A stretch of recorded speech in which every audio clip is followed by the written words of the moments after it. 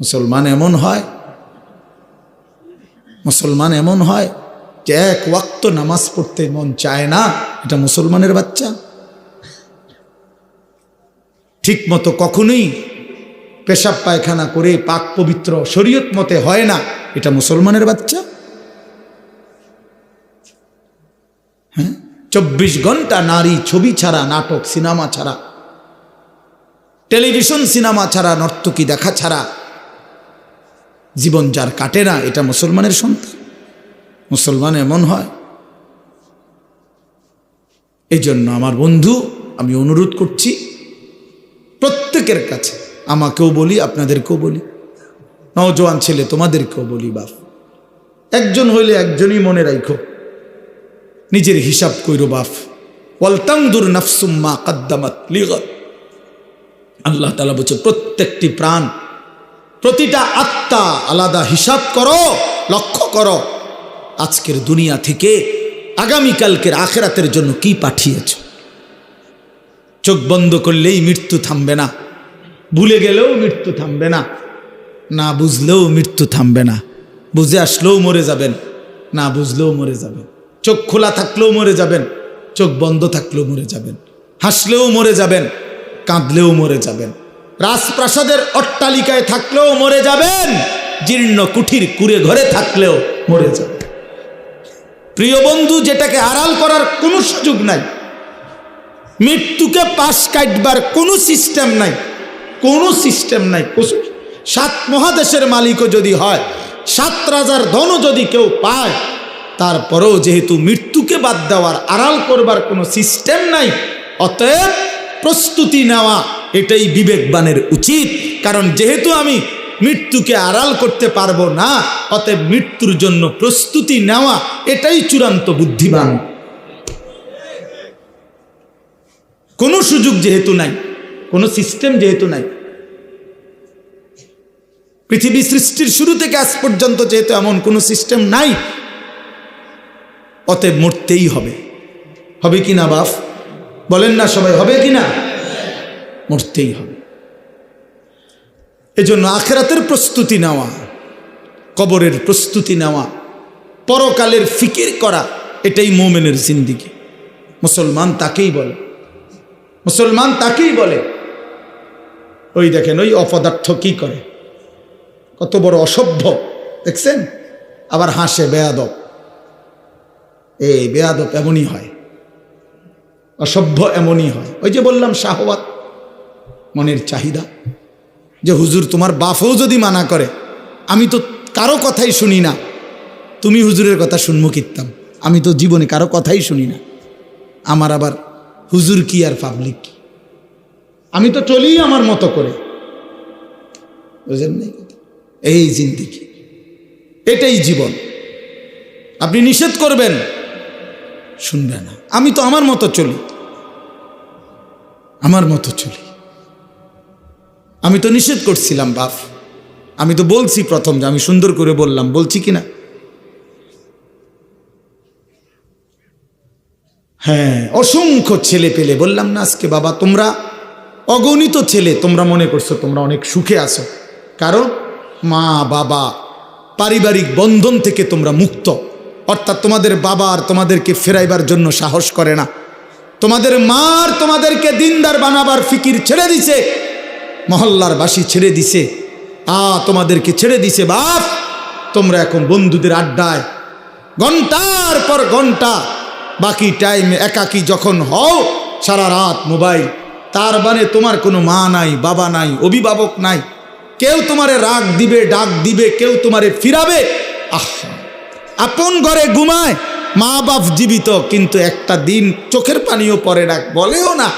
আমার 365 দিনে আমার 16 বছরের ছেলেটা একদিনও ফজরের নামাজ পড়ে না। এত বড় জানোয়ার মুসলমানের ঘরে কেমনে ঘুমায় বেটা? এত বড় জানোয়ার কেমনে ঘুমায় মুসলমানের ঘরে? তার বাপ কোথায়? তার মা কোথায়? আহা, তার পরিবার এভাবে ভুলে গেল কেমনে? কিরে বাপ, তোমার উপরে খোদার কি পরিমাণ লানত পড়ছে, খোদার গজব পড়ছে বেটা, এই জন্য কেউ তোমারে আর ডাকে না। আহা, কেউ কিন্তু মনে করাই দেয় না যে রে বাপ তোর জাহান্নাম দেখা যায়, তোর জাহান্নাম দেখা যায়। কেউ মনে করায় না ছেলে পেলেদেরকে, বুঝছো? কেউ মনে করায়। ওহো, সবাই তামসা দেখতেছে, চোখের সামনে আমাদের ছেলেরা নষ্ট হয়ে যাইতেছে, বখাটে হয়ে যাইতেছে, মসজিদে নামাজ চলতেছে, এক ওয়াক্ত নামাজ পড়ে না। কারো কোনো ফিকির নাই। তার বাবা কই, মা কই, দাদা কই, দাদি কই, তার নানা কই, নানি কই, চাচা কই, মামা কই, ফুফা কই, খালু কই, তার বড় ভাই কই, তার বড় বোন কই। কেউ কিচ্ছু বলেন। হেঁটে হেঁটের মতো হাসে, লাফায়, চুল রাখে তার ইচ্ছা মতো, প্যান্ট পরে তার ইচ্ছা মতো, দুপুরে খানা বিকালে খায়, বিকালের খানা রাইতে খায়, সারা রাত, রাতের 3টা বাজে দেখবেন মোবাইলে ছবি দেখতেছে, ভোরবেলা 9টা বাজে গেছে, ঘুম থেকে উঠতেছে না। এটা মুসলমানের জিন্দিগি? এটা মোমেনের জীবন? এটা বাবা মার সংসার? এটাই সার্থকতা জীবনের?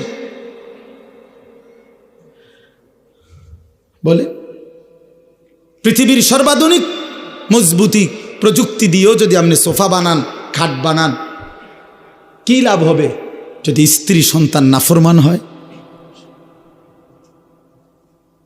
হ্যাঁ, যদি ছেলে মেয়ে বেনামাজি হয়, মেয়েটা যদি বেপর্দা হয়, স্ত্রী যদি বেপর্দা হয়, কি ফায়দা? অর্জন কি জিন্দেগির অর্জন কি? এই জন্য আমি অনুরোধ করছি আপনাদের কাছে, দয়া করে ফিকির করেন, ফিকির করেন। ছেলেরা বাপ, নষ্ট হইও না বাপ। যদি অব্যাহত গুনাহ পাপ, একটা শেষ, এই প্রসঙ্গটা শেষ করতে চাই। একটা চূড়ান্ত কথা আপনারা বাবাদেরকেও বলি, একটা গুরুত্বপূর্ণ কথা মনে রাখবেন। কোরআন শরীফে আছে, কেউ যদি গুনাহ লাগাতার করতে থাকে, খোদার কসম আল্লাহ একদিন নারাজ হয়, আর সেদিন আল্লাহ পাক ইচ্ছা করে তাকে আল্লাহ তাআলা পথভ্রষ্ট করে দেয়। আর কোনোদিন আল্লাহ ইচ্ছা করেই তারে আর হেদায়েত দেয় না, আলোর পথে ফিরতে দেয় না, কল্যাণের পথে আসতে দেয় না, জান্নাতের পথে আর আসতেই দেয় না। খোদার কসম, এটা কোরআন শরীফের আয়াত। আল্লাহ বলছে, একদিন আমি সত্যি সত্যি রাগ করলে ফাআনসাহুম আনফুসাহুম, আমি আল্লাহ নিজেই তোর আখিরাত ভুলায় দেব। যা, ঠিক আছে বান্দা, গরু ছাগল কুকুর বিড়ালের মতো খা, ঘুমা, পেশাব পায়খানা কর, যৌন চাহিদা মনে পূরণ কর, ঠিক আছে বান্দা, খালাস। নুয়াল্লিহি মা তাওয়াল্লা ওয়া নুসলিহি জাহান্নাম। যা বান্দা, তোর এই উল্টো পথে চলছিস, চলতে থাকো উল্টো, আমিও তোরে উল্টো পথে চালায়া দিলাম। তো মনে রাখো, একদিন ওয়া নুসলিহি জাহান্নাম, উল্টো পথে চলতে চলতে একদিন তোমারে আমি আল্লাহ ধাক্কা দিয়া, লাথি দিয়া ফেরেশতাকে বলে জাহান্নামে ফেলে দেব, জাহান্নামে ফেলে দেব। হ্যাঁ, কোরআন শরীফে আছে, আল্লাহ বলবে হাসরের ময়দানে ফেরেশতাদেরকে, ফেরেশতারা আমার নাফরমান বান্দাদেরকে খুজুহু ফাগুল্লু, ওদেরকে ধর, এই ফেরেশতা ধরো, আর ফাগুল্লুহু, বেঈমান বান্দাগুলো, নাফরমানগুলারে বাঁধো, টাইট করে বাঁধো। বাঁধার পরে বলবে সুম্মাল জাহিমা সাল্লু, এবার জাহান্নামের মধ্যে ছুঁড়ে মারো। একটা একটা লাথি দিবা, এক এক লাথিতে যেন গিয়ে জাহান্নামে পড়ে, দ্রাম করে মারো লাথি, লাথি দাও। তুমি দেখো কোরআন শরীফ, কোরআন শরীফে আছে, সূরা আল হাক্কা, এই সূরার মধ্যে আছে, সুম্মা ফি সিলসিলাতিন যারউহা ৭০ যিরাআন ফাসলুকুহ। ফেরেশতা যখন নাফরমানকে হাসরের ময়দানে বেঁধে জাহান্নামে লাথি দিয়া মেরে ফেলে দিবে, আল্লাহ তখন আবার বলবে জাহান্নামের ভিতরে ফেরেশতাদেরকে, আল্লাহ পুনরায় বলবে ফেরেশতারা আমার এই নাফরমান বান্দাকে জাহান্নামের ভিতরে ৭০ হাত লম্বা আগুনের শিকল দিয়া এবার আবার বাঁধো, আবার বাইদা ফাসলুকুহু, কুকুরের মতো, কুত্তার মতো পুরা জাহান্নামে তারে ঘুরাও, আর সবার সাথে পরিচয় করিয়ে দাও তার নাফরমানি পাপগুলো কি কি। খোদার কসম, এটা কোরআন শরীফের আয়াত। ফেরেশতা বলবে জাহান্নামী বাকিদেরকে, জাহান্নামীরা দেখো, এটা সেই বেঈমান যে জীবনভর চুরি করেছে, জিনা করেছে, মদ খেয়েছে, জুয়া খেলেছে, নারী ছাড়া, ছবি ছাড়া, জেনা ছাড়া, উলঙ্গ দৃশ্য ছাড়া, অসভ্যতা ছাড়া যার রাত কাটে নাই, এটা সেই জানোয়ার। ফাসলুকুহু অর্থ হলো এটা। আল্লাহ বলবে বেটা, আল্লাহ বলবে কুত্তার মতো তারে জাহান্নামে ঘুরাও আর সবাইরে দেখাও, সবার সাথে পরিচয় করিয়ে দাও, তার পাপের কথা বলে দাও। নাউযুবিল্লাহ। কি বাপ, কি মনে করছো তোমরা? খামখেয়ালি না? খামখেয়ালি কি মনে করছো দোস্ত? জীবন মানে এখানেই শেষ? ইনহিয়া ইল্লা হায়াতুনাদ দুনিয়া। আল্লাহ কোরআনে বলছে, কাফের বেঈমানদের বক্তব্য হলো জীবন মানে শুধুই দুনিয়া। নামুতু ওয়া নাহইয়া, এখানেই মৃত্যু, এখানেই জীবন। ওমা নাহনু বিমাবউসিন। আল্লাহ বলে, আরে কাফেরেরা বলে আর কোনোদিন কোথাও উঠতে হবে না, হাসরের ময়দান হবে না। এটা তো কাফেরের কথা, বেঈমানের কথা। মুসলমান তো এ কথা ভাবতে পারে না, ভুলতে পারে না। ইমানদার না আমরা? তুমি না ভাইয়া মুসলমান, তো তুমি এক ওয়াক্ত নামাজ পড়ো না কেমনে বাপ? আল্লাহকে এমন ভোলা কেমনে ভুললা? আখেরাত এমন ভুলা কেমনে ভুলে গেলা? যেই বোন আজকে মা, যেই বিবি আজকে 20 বছর ধরে বেপর্দা, ওই বেপর্দা অসভ্য নারী, ওরে জিজ্ঞাসা করেন, তুমি না মুসলিম নারী মা? এই বোন, তুমি না মুসলমান বোন, তুমি আল্লাহকে এইভাবে ভুলে গেলা কেন? মুসলমানের জন্য বেপর্দা হওয়া না হারাম? কথা বলেন না কেন? তো তুমি ভুলে গেলা কেন? কেমনে ভুলে গেলা? এই জন্য আমি অনুরোধ করছি, আমরা প্রত্যেকেই ফিকির করেন, ইনসাফের সাথে ভাবে। ছেলেরা বাপ, আমি শক্ত কথা বলছি, আমি জানি, আমি অনেক শক্ত করেই বললাম, বাবা আমি তোমার পরিবর্তন চাই, আমি তোমার জিন্দিগির সৌন্দর্য চাই। কিশোর নওজোয়ান, তোমরা যদি চরিত্রহীন হও, তোমরা যদি নারীর আসক্ত হও, মদ জুয়ার আসক্ত হও, তোমরাই যদি এক ওয়াক্ত নামাজ পড়তে মন না চায়, প্রিয় নওজোয়ান, আগামীর ইসলামের জন্য লড়বে কে? বলো বাপ, কালেমার জন্য লড়বে কে? ইসলামের জন্য জীবন বাজি রাখবে কে? তাইলে আমার নবী সাল্লাল্লাহু আলাইহি সাল্লামের সেই দাঁত ভাঙ্গা ইসলাম, তায়েফের রক্ত মাখা ইসলাম আমরাই আমাদের হাতে ফেলে দিলাম, আমরাই ছুড়ে দিলাম। আমাদের নবীকে আমরা বলে দিলাম, আপনার তায়েফের রক্ত আমরা ভুলে গেছি, আপনার উহুদের দান দান শহীদ করা রক্ত আমরা ভুলে গেছি, আপনার সেই পেটে পাথর বাঁধা ক্ষুধার কষ্ট আমরা ভুলে গেছি। আমরা আপনাকে চাই না, আমরা ইহুদি খ্রিস্টান বেঈমান ফুটবল ক্রিকেটের খেলোয়াড় কিংবা মোবাইলের কোনো নারী নর্তকী, তাকে নিয়েই আমরা পড়ে আছি। আহা আহা, আল্লাহ নবী সাল্লাল্লাহু আলাইহি ওয়াসাল্লামের কাছে কিন্তু উম্মতের আমল শোনানো হয়। মদিনার রওজা পাকে নবী সাল্লাল্লাহু আলাইহি ওয়াসাল্লাম তো হায়াতুন নবী, তিনি তো জীবিত, জানেন না এটা? কথা বলেন না কেন? তিনি তো কি হায়াতুন নবী, তিনি তো জীবিত, সেখানে সশরীরে জীবিত, সশরীরে জীবিত। আমি তো রওজা পাকের সামনে যখন প্রথম গেছি জীবনে 2015 সালে, অনেকক্ষণ দাঁড়ায়ছিলাম আর এই তাকায়া অনেকক্ষণ পরে বলছি যে আপনি এখানে? আমি সেই ছোটবেলা থেকে নবী আপনার নাম শুনছি,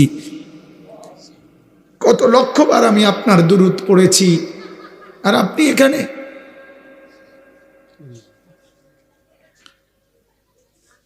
তো আল্লাহ নবী সাল্লাল্লাহু আলাইহি সাল্লামের কাছে উম্মতের আমল নামা শুনানো হয়, ফেরেশতারা শুনায়। আপনার উম্মতের আনিস আজ 1 সপ্তাহ যাবতেই করেছে। নবী সাল্লাল্লাহু আলাইহি সাল্লামের উপরে কেউ যখন দুরূদ শরীফ পড়ে, আল্লাহ নবী সাল্লাল্লাহু আলাইহি সাল্লাম বলেন, সঙ্গে সঙ্গে ফেরেশতা ওই ব্যক্তির নাম এবং বাবার নাম সহ আমি রসুলের সামনে পেশ করে,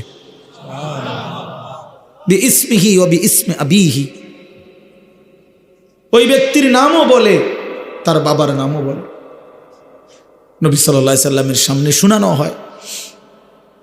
তো আচ্ছা মনে করেন আমার এই বন্ধু, ওনার নাম হলো হাফেজ মাওলানা আবু হানিফ ভাই, এখন কেউ মনে করেন আমার কাছে ওনার নাম খুব বলে আয়সা আয়সা, তো কোনো একদিন যদি 6 মাস পরেও 6 বছর পরেও উনি যদি আমার সামনে আয়সা বলে যে হুজুর আমার নাম আবু হানিফ, তখন আমি কি বলবো, আরে আপনি না, আপনার কথা আমি কত শুনছি, অনেকেই আপনার কথা বলে, বারবার বলছে। খোদার কসম, যেই উম্মত রাসূলুল্লাহ সাল্লাল্লাহু আলাইহি সাল্লামের সুন্নাতকে অনুসরণ করেছে, দুরূদ শরীফ পড়েছে, নবীজি সাল্লাল্লাহু আলাইহি সাল্লামকে অনুসরণ করেছে, তো তার নাম তো নবী সাল্লাল্লাহু আলাইহি সাল্লামের সামনে বারবার উচ্চারণ হয়েছে। হাসরের ময়দানে সেই উম্মত গিয়ে যখন নিজের আমলনামা নিয়ে বলবে, ইয়া রাসূলুল্লাহ আমি আনিসুর রহমান, আল্লাহ নবী বলেন, ও আচ্ছা তুমি, তোমার নাম তো ফেরেশতারা আমার কাছে প্রায়ই বলতো, আমি অনেক শুনছি তোমার নাম, আমি তোমার নাম অনেক শুনছি, আমি তো শুনছি তোমার নাম, তুমি সেটা। এই জন্য বন্ধু আমার, দোস্ত আমার, হাসরের ময়দানে তো রাসূলুল্লাহ সাল্লাল্লাহু আলাইহি ওয়াসাল্লামের সামনে আমলনামা দিতে হবে। সুপারিশ করবে না উনি, তো আপনি আমলনামা কাগজপত্র দিতেন না? কথা কয় না, সুপারিশের কোনো নিয়ম কানুন নাই, কথা বলেন না কেন? কোনো নিয়ম কানুন আছে কি না? তো আপনি আপনার ফাইল দিবেন না?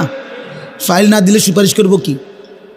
তা আপনি যখন নিজের আমলনামা দিবেন, আল্লাহ নবী সাল্লাল্লাহু আলাইহি সাল্লামের হাতে, আমার বাপ, আমার নওজোয়ান নবী যখন চোখ বিলায় দেখবে 30 বছর সুদের লেনদেন, 30 বছর টানা মিথ্যাই বলেছে, 30 বছর ধরে প্রতিদিন গালিয়ে দিছে, 30 বছর ধরে তার স্ত্রী বেপর্দা, 30 বছর ধরে প্রতিদিন ঘরে রঙিন টেলিভিশনে নাচ গান সিনেমা নাটক নর্তকীর ছবি চলছে, 365 দিনের একটা বছরে কোনো দিন ফজরের নামাজ পড়ে নাই।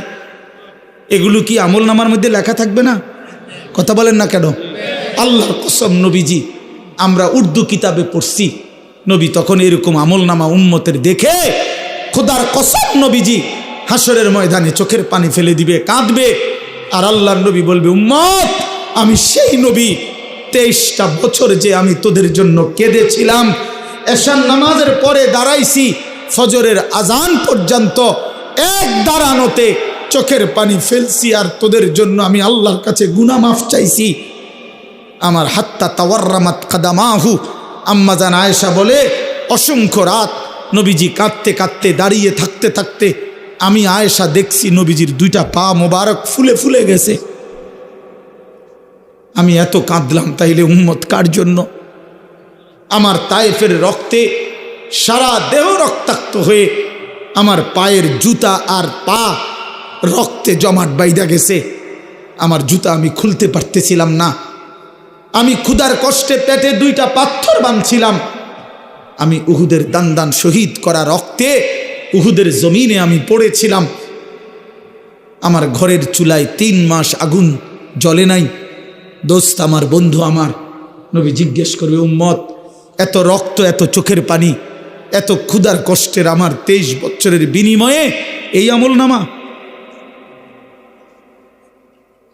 এই আমলনামা? তুমি না আমার শ্রেষ্ঠ উম্মত, আমি না শ্রেষ্ঠ নবী, তো আমি এই আমলনামা নিয়ে কেমনে মালিকরে দেখাবো? আমি কেমনে দেখাবো যে আল্লাহ, আয়ে মাওলা, এটা আমি শ্রেষ্ঠ নবীর শ্রেষ্ঠ উম্মতের আমলনামা, এটা কিভাবে দেখাবো? এই জন্য আমরা এই কিতাবে পড়ছি উর্দুতে, যে নবী তখন বলবে, উম্মত তুমি আমার এত বড় বেইজ্জতি কেমনে করলা? আজ হাসরের ময়দানে তুমি আমার উঁচা মাথা ছোট করে দিলা উম্মত। আমি তো এমনটা আশা করি নাই, আমি তো এমনটা আশা করি নাই। আমি তো 23টা বছর কোনোদিন ঠিক মতো খাই নাই, ঘুমাই নাই। আমি তো 23টা বছর দুয়ারে দুয়ারে ঘুরছি, কभी আরশ पर कभी फरश पर, कभी उनके दर कभी दर बदर, गमे आशिकी तेरा शुक्रिया, मैं कहाँ कहाँ से गुजर गया।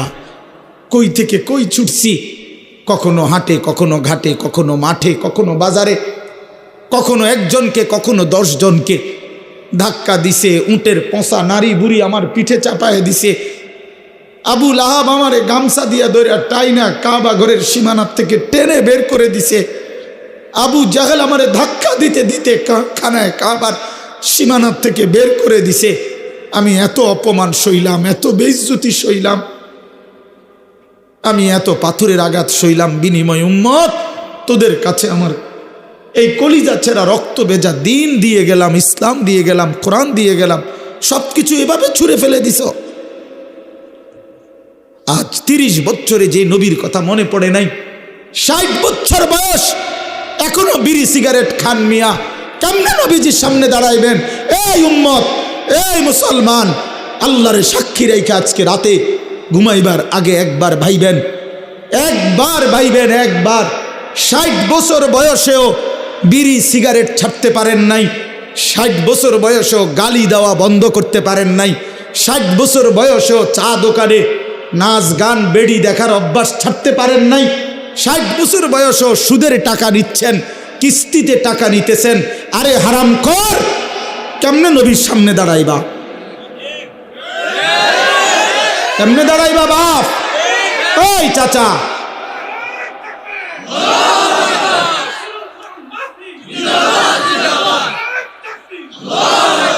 কেমনে দাঁড়াইবা বাপ? কেমনে দাঁড়াইবা? চাচা কেমনে দাঁড়াইবেন? কি মনে করছেন সুপারিশ? হাসরের ময়দানে নবীর সুপারিশ কি মামুর বাড়ি নাকি? এটা সাহাবন মনে করছেন আপনি? হ্যাঁ, আপনি কি ভাবছেন এটা? আপনি বিড়ি খাইতে খাইতে বেহেশতে যাবেন গা?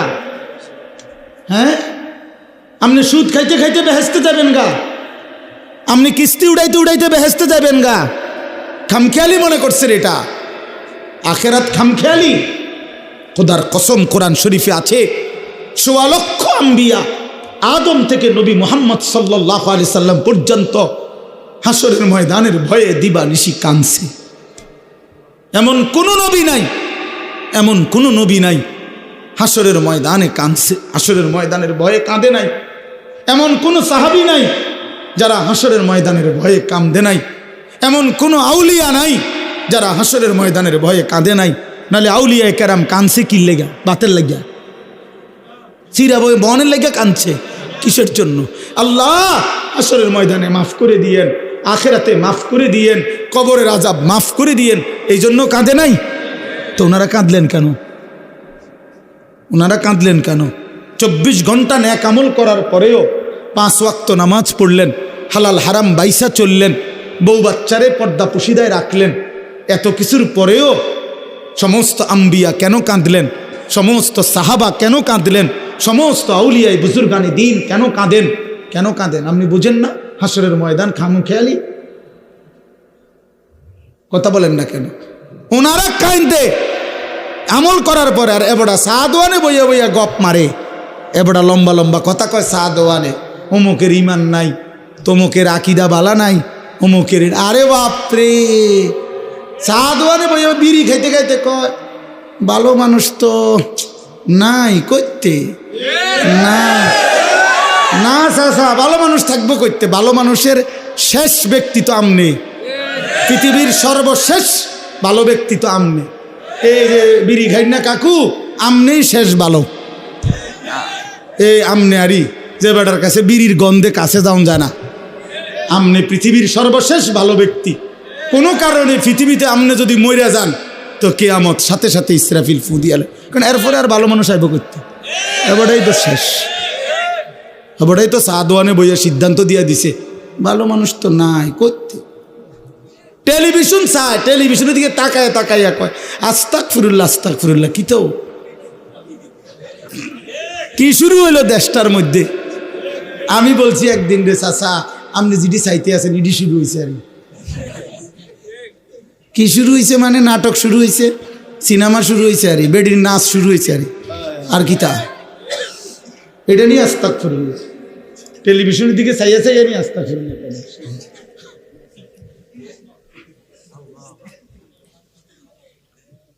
আস্তাগফিরুল্লাহ আস্তাগফিরুল্লাহ। কথা শেষ। আমার বলার উদ্দেশ্য হলো, আমি আপনাদের কাছে এতটুকুই বুঝাইতে চাইছি।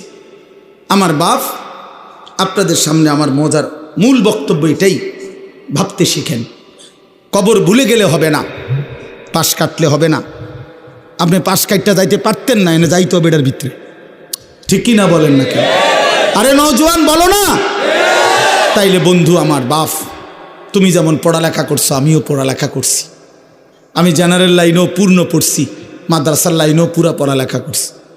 এজন্য বন্ধু, আমি সায়েন্স পড়ছি, আমি কুমিল্লা ভিক্টোরিয়া কলেজ থেকে মাস্টার্স পাস করছি, আমি বিজ্ঞান বিভাগ থেকে এসএসসি পাস করছি দাখিল।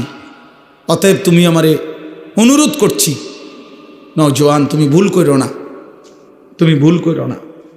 শুধু বাত মাসের হিসাব মিলাইলে হতো না, শুধু একটা চাকরি, একটা ব্যবসা, একটা বিয়া, একটা বিল্ডিং, একটা বিদেশ, বন্ধু আমার একটা মোটরসাইকেল, এতটুকুর হিসাব মিলাইলে হবে না দোস্ত। আমরা মুসলমান, আমাদের আখেরাত আছে, আমাদের কবর আছে। আর আপনারা যারা বাবা আছেন, অভিভাবক, আপনাদের কাছে অনুরোধ, আপনি এই সংসারের দিকে তাকাইয়া দেখছেন, বিল্ডিং করছেন, সোফা বানাইছেন, খাট বানাইছেন, আমার বাপ এতটুকু হিসাব মিলাইয়া মুসলমান কবরে গেলে হবে না। আমার জিফুতের লেগে খাট সংসারে সব করে দিয়ে আইছি, কি করে দিয়ে আসছে? এই সোফা টোফা এডি 20 বছর পরে দেখবেন আপনি আইলে কিচ্ছু নাই। 20 বছরের মাথাত কবর থেকে আইসা যদি দেখেন আমনের বানানো ফার্নিচার, একটা বদনাও, একটা লোডা ঘরের মধ্যে নাই, এটি সব ফালাই দিছে, এগুলো আর এখন চলে না। জিঙ্গাইলে কইব, দাদা ঠিক আছে আপনি বানাইছেন যত্ন করে, কিন্তু ওই মডেল এগুলো এখন আর চলে না, এগুলো আমরা ফেলে দিছি আরও 5-7 বছর আগে। যদি আপনি আইবেন জানতাম কবর থেকে, তাহলে না ওই টাঙ্গায় রাখতাম। কথা বুঝছেন? আসলে কি ফেলে দিবে এগুলো, দুনিয়া ফেলে দেয়, আপনার সন্তানই ফেলে দিবে, আপনার নাতি নাতনি দুনিয়া ফেলে দিবে। অতএব আমাদের জিন্দিগি আখেরাত, আমাদের জিন্দিগি কি বলেন? মোমেনের জীবন আখেরাত, মোমেনের হায়াত আখেরাত, মোমেনের রাত আখেরাত, মোমেনের দিন আখেরাত, মোমেনের হাসি আখেরাত, মোমেনের কান্না আখেরাত, মোমেনের স্বপ্ন আখেরাত, মোমেনের কল্পনা আখেরাত, মোমেনের পরিকল্পনা আখেরাত, আখেরাত। অতএব এই আখেরাতের পরিকল্পনাকে সামনে রেখে আমরা আমাদের সামনে মাহে রমজান, এই মাহে রমজানকে সামনে রেখে আর মাত্র 20-21 দিন মাত্র আছে।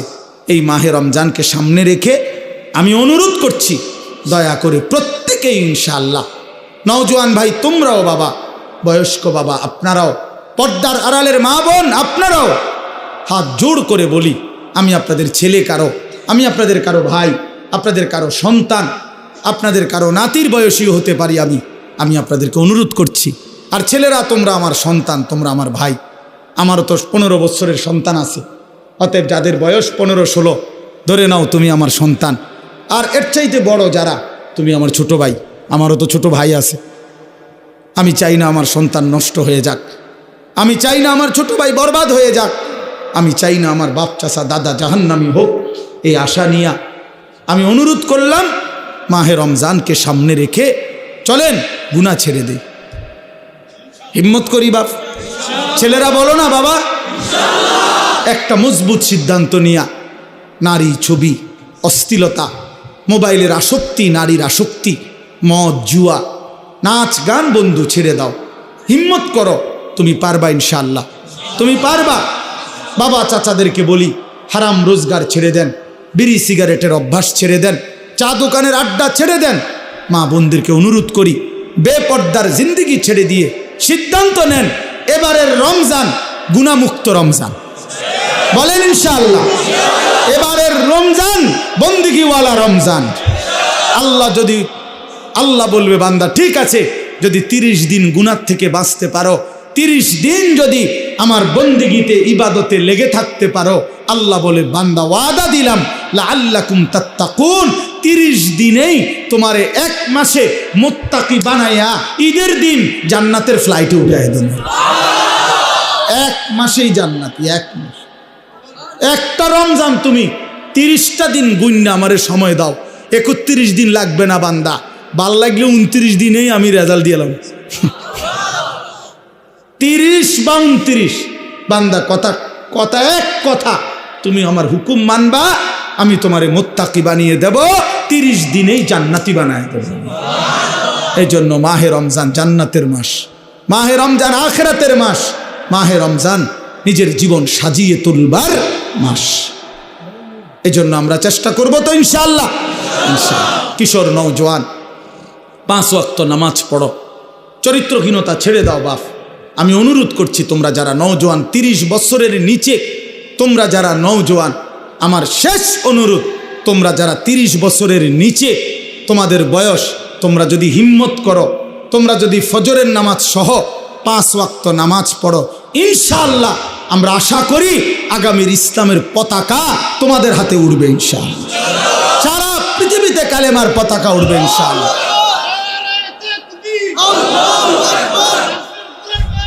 জিন্দাবাদ জিন্দাবাদ, ঘরে ঘরে চলো, ঘরে ঘরে চলো। মাশাআল্লাহ।